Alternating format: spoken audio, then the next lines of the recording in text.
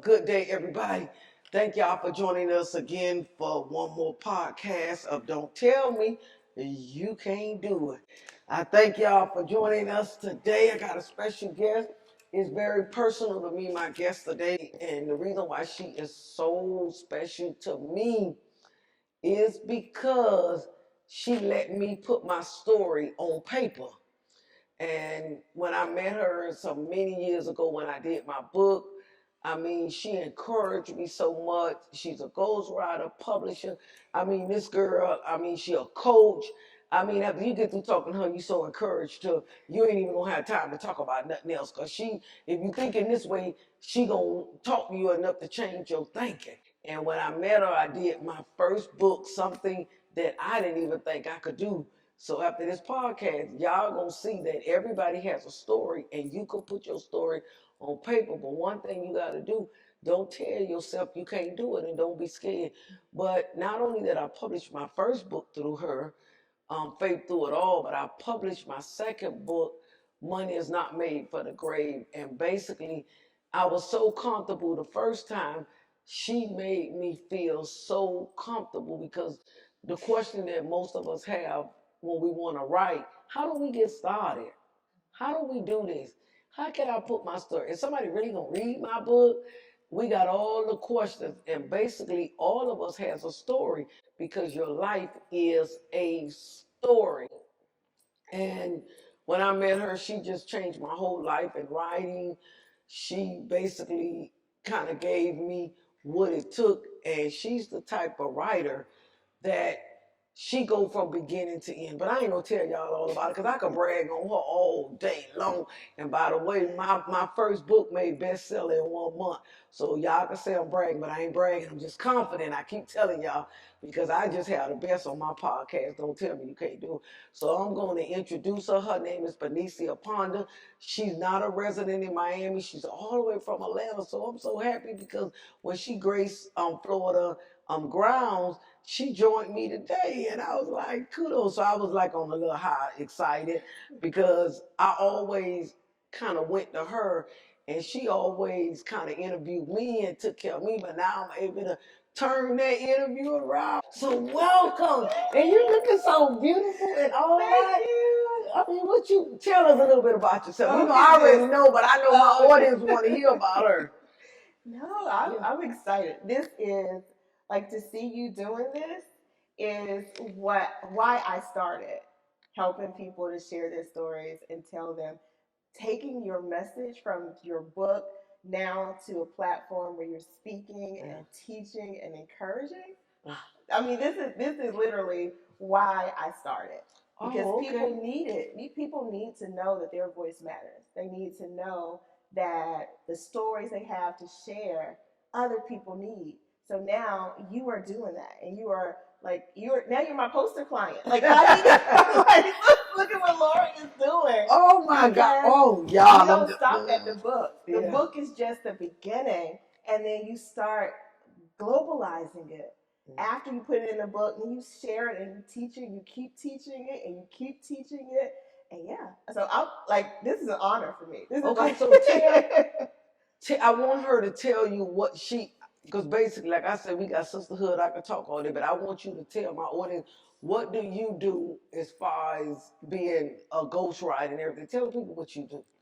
Absolutely. So my sweet spot is helping people to find their voices and then be able to put them on the page. So take that story that you have out of your heart and put it onto the page so that you can impact and inspire others. So we do everything from ghostwriting to, if you've already written your book, then helping you to edit and publish and get it out there, share it. Lori's told you that she's an Amazon best-selling author, so we do that as well. All of those things helping you to just get your word out. That is the most important thing, is to help you to get your word out in a polished and professional way. Publishing books that you're going to be proud to share with other people. But here's my first book that Benecia Ponder, she not only was my ghostwriter, but she also published my book, Faith Through It All, and I'm a proud writer. Now I have another thing behind my belt. I'm an author. So this book here, Faith Through It All, was my life story and we put it into paper, and God used me to be blessed by someone as beautiful as her. And we published the first book, Faith Through It All. And then maybe like a year later in the industry, y'all know I'm a licensed funeral director and embalmer. And basically it was to educate people that money was not made for the grave. I mean, all you got to do is read the book. This book was phenomenal. It brought me a lot of joy, but it brought a lot of adversity because people really, a lot of times people don't want you to be educated. And this money not made for the grave, I educated people in the funeral business. So it was kudos to me, and I really enjoyed it. And all because of this lady right here that allowed me to do that. And we got so much upcoming stuff. So let me ask you, what was the importance for entrepreneurs to tell this story to you?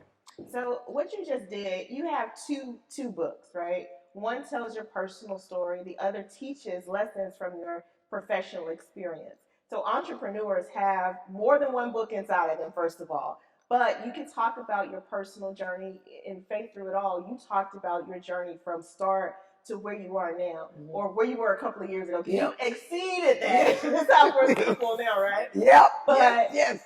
but your personal life story in and of itself shares wisdom and guidance, and so that was more of an inspirational book, right? It was more of you taking your life story and taking the lessons, the nuggets, the gems from it to help someone else who might be in a situation where they feel like they can't do it, right? And this podcast, you don't tell me you can't do it, right? Is birthed out of Faith Through It All, because through everything, through all the adversity, growing up, being bullied, being told that you couldn't do it, you know, people against you when you're first starting out in the funeral industry, all of that, and you still made it to today, where you are still excelling and you're exceeding expectations left and right. That, you know, entrepreneurs, just by the very nature of being an entrepreneur, you have a similar story like that. You have a story where you've overcome some heartaches, some difficulties, some challenges, things that people told you you couldn't do, but you did anyway. Your niece, right, who's accomplished so many wonderful things, even battling cancer. That's a story. That's an inspirational story.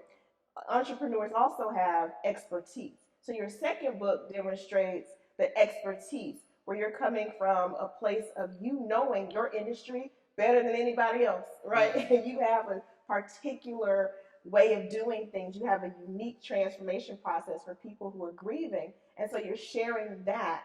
One of the things that I tell most entrepreneurs where they mess up is they try to put all of that into one book, right? They're telling their life story, they're trying to teach things, and they're trying to guide people through a transformation process in their industry, and they jumble it all up. But what you did beautifully was to separate those two and still have a great impact, because some people who read now, I truly believe that the people who read Faith Through It All should also read Money Is Not for the Grave, because it's a process that we all have to go through, right? Yes. However, you know that there are different people who want different things. And so for entrepreneurs who are looking to share their genius with the world, it's important that you get clear about who you're trying to reach, the audience that you're trying to reach, and then what problem you're helping them to solve, and put that in the book. Right. Okay, so that's great. That's great. Well, you was a great influence on encouraging me. And since I wrote my books, I've had many people to tell me. A matter of fact, I was at an Easter picnic, and after the show, I got to give you this lady information because she came up to me and said, "I've been wanting to write a book." I said, "Well, what's stopping you?" Right. So what I found is not that people don't want to write; they don't know where to begin. So, do you have encouragement to share with entrepreneurs who are afraid their story is too ordinary to make an impact? Oh, yes, yes. Ordinary stories are what connect you with other people, with the people that you're called to serve. I talk about a story when I'm sharing my own personal thing. I talk about how I woke up one day with $3.11 in my bank account, right? I'm out here doing what I love to do, helping other people. I went from being an attorney where I was making lots and lots of money, doing something I didn't like to do, to now speaking and teaching and coaching and doing all those things. And I'm coaching clients, and I wake up one morning to go pay my cell phone bill, and I had $3.11 in my bank account. And that's a very ordinary story because a lot of people find themselves in a situation where they're doing something they're passionate about. They know what they want to do. They know they want to serve people. And one of the reasons why people are afraid to step out into that passion work is because they're afraid they're going to end up like me with that, doing the work they love, and then it doesn't work out. But what's extraordinary about that is how I move beyond that to then learn how to prosper in my purpose. And so everybody has an ordinary. That ordinary is what connects you with the people you're called to serve. A lot of times we have the misguided misconception that we have to be extraordinary from the very beginning. We have to be like a Les Brown or a Tony Robbins or a Lori Hadley Davis from the very beginning, right? We have to start up at the top from the very beginning. But some people need to know that, hey, there's somebody just 2 steps ahead of me who is doing it and is continuing to go forward. So it's important that you share your ordinary. It's important that you share those points where you can connect with the people who are just a few steps behind you who want to kind of come along. Now, if I'm trying to learn how to dance, I'm not going to go to Beyonce when I'm just starting out, right? Yeah. I'm going to go somewhere in my local area, try to find somebody who could teach me a few dance moves, and I can move up from there. And that's the same thing. So don't be afraid that your story is too ordinary. Look for ways that you can make that ordinary story extraordinary by sharing how you moved from where you were to where you are now and how you're continuing to keep going. Yeah, I think stories will keep us going because not only myself, because I am a motivational speaker. And what I did was I see all these people that's up here, but I didn't look at their height. What I did is look at when they was here. And that's why I say it's a stepping stone because I think every successful person has a story, but it had to start somewhere. And you can't be looking where people are at, you got to look where they came from. Yeah. So even like you, I mean, to be an attorney and you were just doing it for a job, but not doing something you love. I think the only way you could ever be successful in anything, you have to find your passion and your purpose, and you have to do something that you love to do. And obviously, I know with being a ghostwriter, you love it because, I mean, you was like, you will spend 2 or 3 hours on the phone. This is the type of ghostwriter. She'll take your story and you'll be like, really? It'll really make you say, oh my God, you wouldn't even think your story is ordinary. How did you discover the business boosting power of books? Well, when we talk about stories, especially for entrepreneurs, stories connect. So when you connect with your audience, those people that you really want to serve, then you're going to form a bond. That's that know, like, and trust factor, right? People want to know more from you because you've already shown them that you've been where they are, you're where they want to be, and you're headed in the right direction. So they want to continue to learn from you. And with that connection, now you're able to serve from a powerful place. When I talked about that $3.11, one of the things I learned from that was that not I was in a place where I was doing the work I love, but I wasn't treating it like a business. And I was letting my light shine all over the place. I was encouraging and empowering. I had clients all over the world helping them to increase their business, but my business was failing. And so what I had to learn is that you can't let your light shine if you can't pay your light bill. And if you are in a place where you're continuing to treat your message just like a hobby, or you're treating it like it's something that can be given away, then no one is going to actually see the value. They're right. You took it right on my. They don't see no value. They don't see the value. Because I think with most people, they're going to invest where they see value. And one thing I was just speaking to my son about this morning is that value don't come right away. Right. And people want overnight success, overnight value. I always say this, and this is just my relationship with God. Anything you love to do and you keep grinding, money will come, but it may not come in the beginning. Right. But your knowledge is money. You just got to keep grinding and it'll soon show up. So that's basically, I tell most people on my podcast that don't tell me you can't do it. Success is like a ladder. And when you get up there, you may feel like you hit the top, But even when you hit the top, you still learning because you up there, but it's still learning. Like me, I'm still learning. I'm still learning.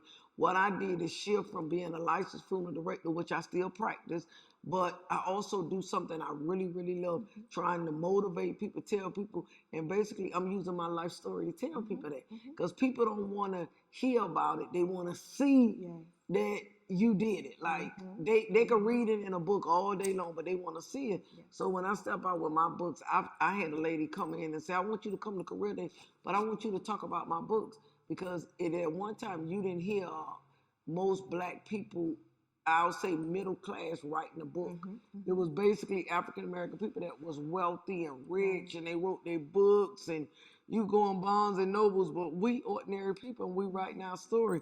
So that was that writing my book changed my life. I'm gonna just tell you like this. It absolutely changed my life. And I was delivered in order to write the book. And that was one of the things when you telling your life story, you have to be delivered so you could speak the truth. You can't write a book and you're not delivered. So everything in both of my books, my ghostwriter could tell you, well, no, but the truth, you either liked it or you didn't. It was the truth. But you have to be delivered because if you ain't delivered, you're going to worry about what everybody said. And when I wrote my book, nobody knew what my book entailed from cover to cover but my ghostwriter because I was delivered. And when you read it, you're going to read it. I didn't want to talk to you while I was doing it because I didn't want you to try to change my thought pattern. Oh, you shouldn't say this. You can't do this. I was able to do that. So what stopped most entrepreneurs for creating more impact and income in their businesses? Their mind. It's really their mindset and the fact that they tell themselves they can't do it. When they tell themselves, "Oh, my story isn't fabulous enough," or "No one's going to want to read this," it's that inner critic that's in their heads over and over. And I love what you said that you did it and you had your blinders on, right? You didn't let other people into the process before you had your dream fully vested. Because a lot of times we'll tell everybody, oh, I'm going to write a book, I'm going to write a book. And we get all the kudos and the accolades from even just saying we want to write the book that we never even start because we've gotten that satisfaction of pats on the back. But then people say, well, where's your book? Oh, it's coming, it's coming, it's coming. It's a work in progress. And all the while, you're beating yourself up, telling yourself you can't do it. And people think that they have to write their book alone.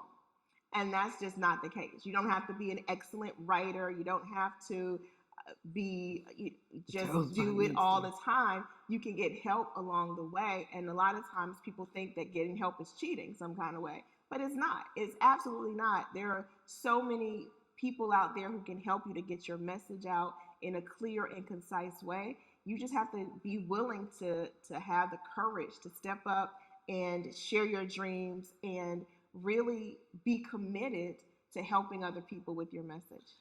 When I wrote my book, and I have to explain it to y'all when you say a ghostwriter, they don't write your story. They just tell your story. Let me explain what I mean. You sit down and write your story. What they do because them as being writers, I'm going to speak for myself because I always on my podcast like to use myself. When I wrote my book, I was concerned if my sentence was complete, question mark was in place, a period was in place, a punctuation was in place, or did I write a sentence? It's like going to an English class and passing an English class with an A. They just putting your sentences in the right place. And if you need a comma here, a question mark here, they basically taking what you're saying and basically make sure it's formatted correctly. You're telling you basically, okay, here's my story. Basically with Benecia, we was more personal because she's more of a personal ghostwriter. She get on the phone and talk to you for hours. And when she's talking to you, she's listening to you tell your story. And she's basically writing down everything you say. And she just making your story be readable to the next person that read it. She's making it interesting. She's making sure everything is on point. So I think as being a first time author and even repeated author, it was great to have somebody like you on my team to help me and put my story on the paper. And like kudos, I mean, when I went back, the reason why I didn't share my story, like she said, when I was, everybody knew that I was writing my book, but I didn't want you to read chapter by chapter as it was being proved because I didn't need your input because it wasn't your life, it was mine. Because people tends to, when you telling your story, oh, well, you shouldn't have said this, you should have said this, or you should have did this. And then some of them will even come to the point and tell you, you shouldn't even write a book. Because most of the time, dreams are killed because some people's mind are not strong enough to overtake the negativity. Most of the dreams in life are killed because you done told it to somebody and they was negative, and you kind of second guess yourself. Should I do that? Or should I didn't? Yeah. So when I meet people, I tell them I was just an ordinary person and I wanted to tell my story for a long time. I didn't even think that I was equipped and qualified. You don't have to be educated. All you got to do is have a story to tell, and you will be surprised how your story will impact some people's lives. So I just wanted to put that nugget in there to say everything you say don't have to be grammatically correct. That's the purpose of having a ghostwriter or somebody to edit your book, because basically they just edit your book. That's basically what they do. So for somebody being their first time writing the book, and it's like right now that my book is written and is published, I use my podcast. Don't tell me you can't do it, and I don't never get away from faith through it all. If you listen to the way I did my daughter, faith, effort, and determination, those are my three lifelines. I have faith in God. You need effort because you need to push, and you have to be so determined. Nobody tells me no. I mean, my determination is so great, you can't tell me no. So I got all that from faith through it all. So I was able to give it. So just somebody coming up and because I had a lot of people come up to me after I wrote my book and they wanted to get started. A lot of people thought it was costly, and I never even mentioned any amount, but you have to pay people for services. How do you tell a newcomer, like basically, it don't have to be done overnight, but it could be a process. But what kind of strategies would you give them to get there? Yeah, absolutely. Well, the first thing I tell everybody is to get clear about their message. Get clear about why they want to do it, because if you're not clear about the why from the very beginning, then you're going to get sidetracked along the way. And I say talk to someone from the very beginning. So I offer clarity sessions. So they're free consultations with new aspiring authors, people who have written their book already and they want to find out what's the next step, people who just have an idea and they want to see if their idea is valid, all of that. So we do a session where I listen to what you have to say, talk about what your next steps could be, and help you to have that plan. I always tell people there are 4 things you need before you start your book. You need to have a vision, which is an idea of what you want the book to do for you, for others. You need to have a tribe. You need to have people that you know you want to write this book for. You need to have an outline. So what do you want to include in your book? And you also need to have a marketing plan, which means that you need to know how you're going to get this book out into the marketplace, helping people, serving people, growing your business, growing your ministry, growing your platform, whatever it is.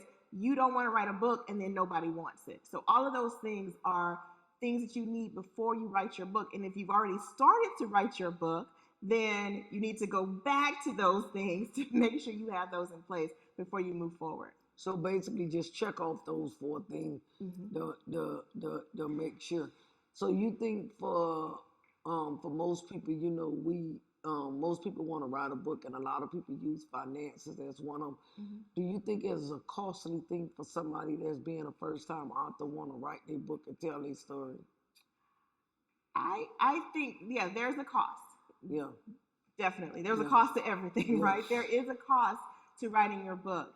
There are different costs that you can, you don't have to have the highest cost. You can have a starter cost or things of that nature. That's what I'm saying. However, you do need to know what you're willing to invest. So that goes back to that vision. So if you know that you want to write a book that's going to impact lives, that you're going to share your story, that you're going to build your business with, then you don't want to necessarily skimp on the cost. I'm not telling you to go out and spend Bentley money when you have $4, right? All right now. You need to be champagne able to... taste would be a money. All right, exactly, now that's my right? thing. That's my but thing. within your budget, you need to be at the highest quality within that, especially because your book is a representation of who you are. People do judge your book by its cover. They judge your book by the content. They judge the book. They judge you as well by what's in your book and how your book looks. So you don't want to skimp and hire your cousin's best friend who used to be a graphic designer or whatever. You really want to hire professionals to do the work for you so that you can have something that you're proud to show off, that you're proud to share. If you write a book and you don't even want to share it, then how are you going to make an impact? How are you going to really help people with that book? Yeah, it's so funny you said that because, when I did my book, I had a professor from South Carolina. He called me. He's a funeral director, by the way. And he called me and gave me all the points about my book. I didn't even ask. But he called himself critiquing it. And I was like, okay, wow, thanks. He said, you did a pretty good job. And I was like, well, thank you. So you are right. What I believe in, you have to pay what you think it's worth. I mean, you have to invest in yourself. If you put in your book out there, especially your story, because I'm not saying this to be a little bit, now they say bougie, but I done seen some people write some books and look like it came from out their kitchen. And if I'm going to tell my life story and do my stuff, I'm going to bring it to y'all. My books was professionally written, professionally done. If you're going to do it right. I think, like Ms. Ponder said, you should see what your budget plan is and see if it's in your budget plan and do it. That's like anything you want to do. You don't want to have step your story.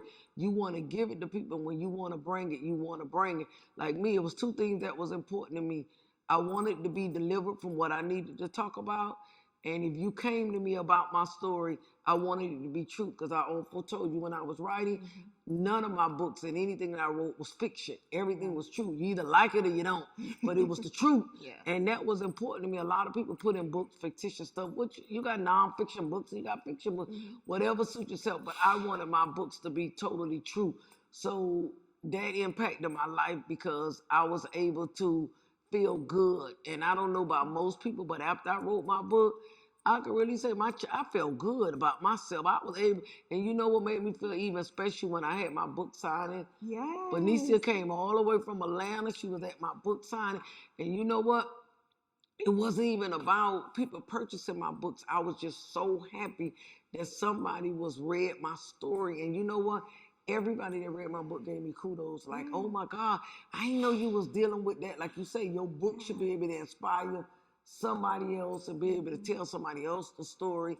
And all of y'all that have not gotten my books, basically you could have picked a copy up from the funeral home. If not, they was on Amazon. And I even got an offer to be in Barnes and Nobles about my book. And I was like, kudos, but they wanted to do another book signing. And honestly, to me, it wasn't even about all that. One of my producers came to me and said, oh, Barnes and Nobles want you to come back and they're going to do a book signing. And I was like, I already did that. Basically, I just wanted my message to get out.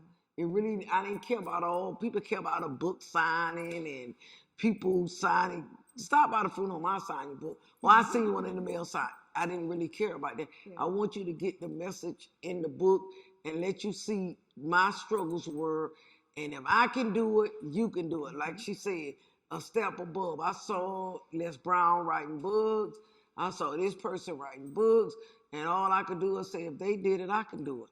I may not be on the scale they on, but I can do the same thing. So that was so important to me in writing books. So you do a lot of coaching too. So what you do in your coaching thing? Well, I coach authors, I coach entrepreneurs, I coach people who know that they have a purpose to share their story or to share their experiences with the world, to actually hone in on them, solidify what they are, and then have the confidence and the clarity to share them. Because there's a quote by Maya Angelou, there's no greater agony than a story untold. And so many people... That's deep there. I hear Maya Angelou say that's deep there. But there's so many people who feel a calling on their lives to share. They feel like They have something inside. God has placed something on the inside of them to share with the world, and they're scared. They're stuck.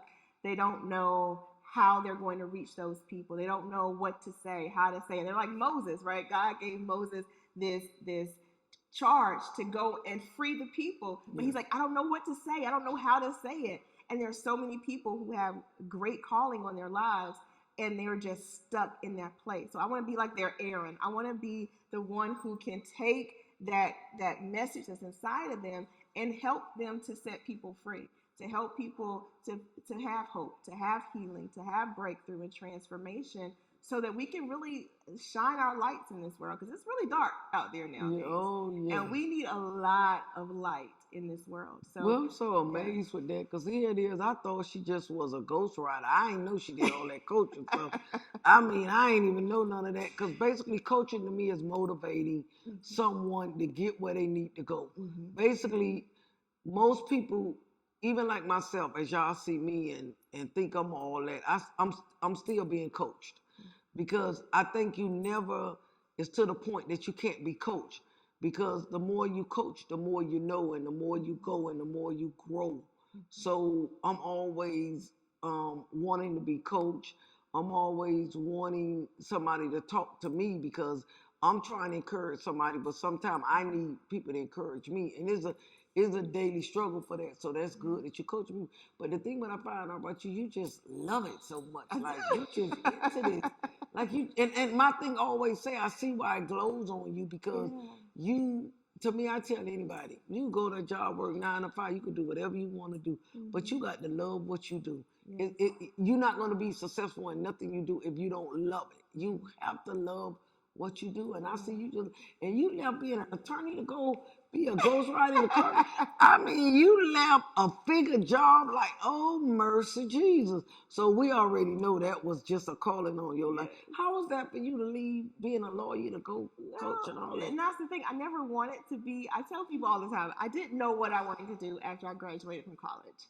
So my dad was like, well, as long as you're in school, I'm going to take care of you. So my sister was in law school. I said, well, she could do law school, so can I. So I went to law school, all that kind of stuff. It wasn't really my passion. I was good at it. I'm good at helping people to write contracts, to think about strategies and all that kind of stuff, because I worked mostly with small businesses and nonprofits. So I did a lot of grant writing. I did a lot of business startup, a lot of business plans and proposals and all of that kind of stuff. And I was really good at it. I helped my clients to generate more than $20 million in their businesses through my business plans and grants and all those kind of things. So I was really good at what I did. I just didn't like it. It just wasn't for me, right? But I use some of those same strategies. I'm very analytical. As much as I am inspirational and motivational, I'm very thoughtful and strategic about the way that I approach things. And so I still take some of those lessons I learned, and I still have them. I just don't do practice law every day. That just wasn't for me. But that was a good thing under your belt, because I remember, I don't know if you remember this, her law stuff tied into what she's doing. God, sometimes I think God let us, it's like me. I first started doing hair, and now I became a mortician. I took what I learned doing hair and I brought it right into the funeral. It tied in because I was able to do all my deceased people hair. I was able to do everything that I was doing in the beauty salon. Now, I said that to say this. At when I did um, my book signing, you was talking to me about some legal stuff, and you said, I want you, before you start doing one-on-one coaching, I want you to be prepared, this, that, and legally. Do you remember that conversation? I took that to this day. So when I talk to people, I basically say, I always think about, oh, Benecia say, let me be this way and that way. So that's when I say I'm coachable, because she always let me know. A lot of people, they do one-on-one and they telling people information. And then sometimes when you telling people stuff, you have to be careful, because if people act on it and it ain't correct, people could try to sue you. So legally, that's when your law had kicked in. So it kind of played hand in hand with that, with you doing that. But it was good you still tied into that, to be able to help a lot of entrepreneurs. So do you just basic counsel coach entrepreneurs, or just people particular, or you just got a particular thing? So I'm mainly coaching people who are sharing their message, writing their books, and those kind of things. So that's where my coaching comes in. I am a certified coach. So I've been certified by the Coaching Positive Psychology Institute as a certified professional and executive coach. So everything I do, I make sure that I have some kind of credential in it, some kind of education to back me up. So I'm not just out there. For instance, when I do self-publishing, I got certified in helping people to self-publish their books because I wanted to have a system in place on top of the motivation, on top of the encouragement. And I think a lot of people fall short and say, I just want to go out there and do it, but don't have a system behind it. So everything I do, I have a proprietary system I take all of my clients through from start to finish, from the very beginning all the way through. It's a system behind it. And so it's not just all over the place. It's very structured to help you to get the results that you want. Well, that's excellent. So we not only, and you know what, you think you know people and you really don't, because when she helped me to do my books, I didn't even know I was going through that process, but she took me through a process. Mm-hmm. I had to answer the phone at this hour, this time, do this, sign paperwork, do this, and do this. And at the time, I didn't even really know, but basically she was structuring me, not only helping me as being my ghostwriter, but she taught me legally about forms, because anybody that know me now, I don't put my name on nothing. I got in a rut with that, and you kind of like taught me that. So legally, I got to read it. Let me read it. Let me see what you say, because you don't know what you're signing. And structurally, that will help you in the long run when you got a contract. And as entrepreneurs, she's able to teach all of that. But the coaching side of you, I honestly, I ain't really know you did. So that's, I don't know if that was something that added to the platform, but I didn't know that you was doing the coaching thing. I was coaching before, and that's what I was doing before, helping people with books and things. I was coaching. So yeah. So that was good. That was phenomenally good, because I didn't kind of like know that, but that was good. So that's where that big sister teaching was coming in at, when you was teaching me and stuff like that. You will say you could go here, you could go there. I didn't really know that was all in place, but that's a wonderful thing. But not only do she do ghostwriting, like she just said, the lower part of her, she coaches, she help you out as far as everything across the board. What I loved about her, when I went to her to do my book, everything was in a one-stop shop. I didn't have to worry about it being published afterwards. I didn't even have to worry about the photos. I didn't have to worry about nothing. Basically, when we did the contract and we did business, once I took care of her and we came to our agreement, everything was just like right there, like coaching me through it. Like, okay, I'm gonna have the book published this day. You gonna go, and she's way in Atlanta. Yeah. And my books was published right here in Florida. Yeah, we had to find a printer. Right? Yes. And most of my clients are all over the place. I can count on my hand the number of clients I have that are actually in the Atlanta area. Okay. So whenever I have a client, we're working. If you want to have your printing done in your local area, I'll do that research to find out who the right printer is and all of those things. I remember we were doing to give you all a time frame. I first talked to Lori. It was after Memorial Day. Yeah, we was pushing. And her book was published 4th of July. So this just goes to that tells you how that. I mean, we didn't have anything written. We wrote it and published it by the 4th of July, and then we did the paperback release. Then we did an ebook release, and in September. So Labor Day, right, 1st of September, that's when we did the bestseller campaign and the power boost for Amazon. And everything was done. That's what I'm saying. So that was a 90-day process. Being up under her, not only was my book released, they did everything. They released it on Amazon. She did the ebook. Basically, it was the most people that I find like doing books, and I say doing them at their house. They just wrote a book and went through the publisher. It went nothing as far as marketing after that. Yeah. She not only did the book, but it was marketed through all the social media sites. She was putting things on her platform as well. Not only do she help you fathers go right, but she used her platform to get you out there as far as marketing your book. And then after I did my book, what was so phenomenal, even after everything was done and said, I still was able to call her back, and we was kind of like able to re-edit stuff like that. So that was phenomenal for me. It don't cost you nothing to call her. And let me tell you something, she's not in the Miami area, but she'll call you back. She be up on top of things, and she's willing to push you.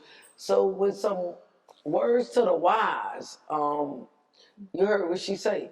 She woke up with $3.11 in her bank account. That would have scared the hell out of me. It did. I think that I probably would have went back to work. I would have went back to work. I was tempted. Oh. I was very tempted. And let me tell you, from that's when I wrote my second book, which is called Prosper Your Purpose. Because what I realized is that a lot of us are so passionate about what we do that we create a what I call an expensive hobby. So we create this hobby that we love to do it, we put sinking money in it, but we're not making any money. So that's where my second book came from, in helping you to take that expensive hobby and turn it into a thriving, prosperous business, because I had to actually become my own client to go through that process. And take my business from not making any money, but helping a lot of people, to helping a lot of people and making the money from it too. Well, how would you tell somebody that want to write a book, how can it be profitable for them? Well, there are a number of ways. So I'll take your book, for example, right? So people think, okay, I'm going to write a book, I'm going to sell a lot of copies. Well, you're not going to get rich off of selling copies of your book, right? The way that you impact more lives and make more income is to take your book and then to create different income streams. So from Lori's book, she can do coaching, right? Mm-hmm. You can take the people who are having difficulties and having challenges. You may have someone that wants to coach with you. You to take them one by one through that process. Your book is perfectly set up to do also group coaching and workshops. So each of those different sections of your book could be a topic in a workshop or a group coaching program where you take them through 12 weeks or maybe even a year of going through the different chapters, helping them with that book. You can also do speaking. So I know you've been doing a lot of speaking and things of that nature. Yes, you can get on stages and speak with your book. There's so many different ways that you can use that book. Even some authors can even go into consulting. So there are a number of corporations who need personal development type of topics. And people don't even think about this, but there are corporations who bring on consultants to do work to help their employees learn about emotional intelligence, even health and fitness and those kind of things. You can even go into corporations to share what you know and get paid that way as well. So there are a number of different ways to use your book to make an income. But it goes back to that vision. What do you want? How do you want to serve? Who are the people that you're going to work with, and what do they need? And when you hone in on that, sky's the limit. Yeah, I totally agree with that, because like I've sold a lot of copies of Faith Through It All and Money Not Made for the Grave. I've sold a lot of copies, but none of that really brought me any satisfaction. What brought me satisfaction is somebody to read it. And when they called me on the phone or they emailed me or they inboxed me and told me that something in my book changed their life, or they said a lot of things, like I was dealing with self-esteem in the book and how I was brought up. They was like, oh my God, your family too? And that's what brought me this greatest joy of me being able to tell my story. So I basically wrote the book, but then I use my platform right now to tell a story, and then my motivational speaking. So you are correct. You get a lot out of that. But my greatest reward was being able to let people hear my story, read it. I was in a restaurant one day, didn't know this man from nowhere, and I was leaving out of the Cheesecake Factory, and he said, your book was excellent. And I turned around and I was like, wow, like, didn't even know the guy. And he was saying your book was excellent. And it makes you feel good about that. At least with me, my service to just being in existence and God allowing me to live is to make a difference. And when you do that, it'll make you feel so good. So writing your book, those that you guys that's under the sound of our voice, after this show, this podcast is over, Miss Ponder, she's going to give you information on how to reach her and basically getting started. In other words, just make a call, but stop. I guess with me, I'm just a little bit direct. Stop wanting to do it and do it. Yes. I hate to use the word hate, but I just like people to be so have a story inside and just sit on it and nobody knows. You will be surprised who need to hear your story, but you got to stop being scared and you got to get out of that place of comfortability. And writing the book will make you uncomfortable. I tell people success make you uncomfortable. If you're comfortable, Yes. you ain't going up that ladder. Yes. But it's supposed to make you uncomfortable, because anything make you uncomfortable, you're going to strive to be comfortable. So the more you striving to be comfortable, you're going to be moving. You're going to be moving, but stop saying, I want to do it, and say, I am going to do it. I mean, I can do it. Don't tell me I can't do it. I'm going to do this. And put goals, vision boards. This year I'm going to write a book. This year I'm going to do this, but something you should be doing. So tell the audience how they'll be able to contact you on how to reach you, how to contact you, your email, your Facebook, and all of that. Even though she's going to be tagged on it, I want her to be able to tell y'all that. Yeah, absolutely. So before I say that, I want to say something else, because one of the things you asked me was what stops people. And I think not realizing that the story that's inside of you, somebody else is waiting to hear it. Somebody else needs that. There's a scripture in Proverbs that says, the lives of good people are brightly lit streets, which means that your life is a light for someone else who's coming up behind you, and you're paving the path for somebody else. And so if you are having that story trapped on the inside of you, you have that calling. God has said, hey, write that book, share that story, and you're sitting on it, then there are people behind you piling up because they can't move any further because you're holding that story inside of you. So if you're feeling like you have a call in your life to share your message with the world, then reach out to me. My website is inspirationalauthors.com, and you can go there. You can sign up for a consultation. It's a free consultation. I'm everywhere on Facebook, Instagram, Benecia Ponder, LinkedIn, all that. Benecia Ponder. So you can find me on any of those sites. But I really want to work with people who are ready to share their message with the world. Yeah, absolutely, absolutely. And that's one of the things that, of course, when I was telling you about my podcast, Don't Tell Me You Can't Do It, I have a problem with people that, like, in other words, they keep saying what they're going to do. Stop saying what you're going to do and do it. And then some people came to me, like somebody say, oh, it's easy for you to say that. Yeah, you're right, because I did it. That's why I'm telling you to do it. And stop being scared. Being scared ain't going to get you nowhere. Just try to do it. Even, to me, nothing's going to beat you but yourself. You may not even fail at it. You're just telling yourself that. And you'll be surprised what would it do for your self-confidence once you write a book. I'm going to tell you something.